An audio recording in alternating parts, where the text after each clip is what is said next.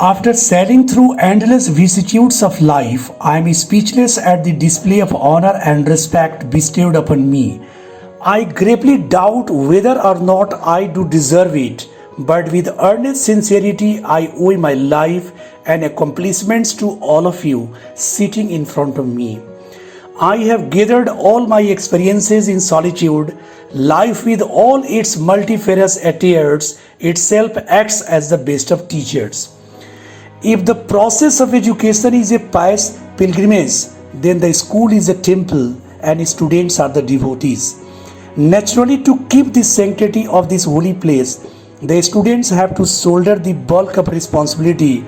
The glory, grace, and fame of the school largely depends on the quality of its students. The school is familiarized with the dutiful pupils it holds. The diligent and industrious students, by virtue of their duties and dedication, enable the school to acquire its status and zenith.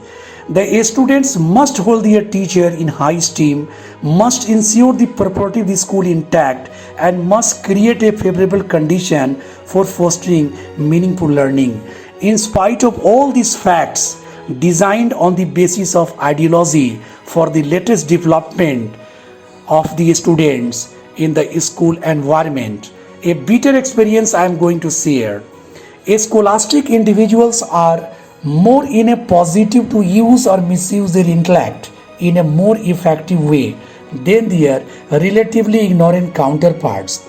They would use their arsenal of knowledge to guide or misguide the learners in a more subjective way.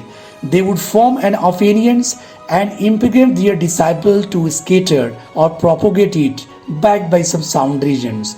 Now the poor learners would become ignorant lambs entering the water only to be slaughtered by those thoughts, whereas the propounders of the said thought would conceal himself and would never share the aftermath of those thoughts.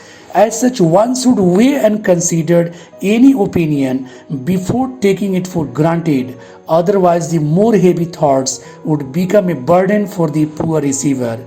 The world at large has been befooled and beleaguered for decades, and the world has got some diabolical masters in the forms of pioneer of theories.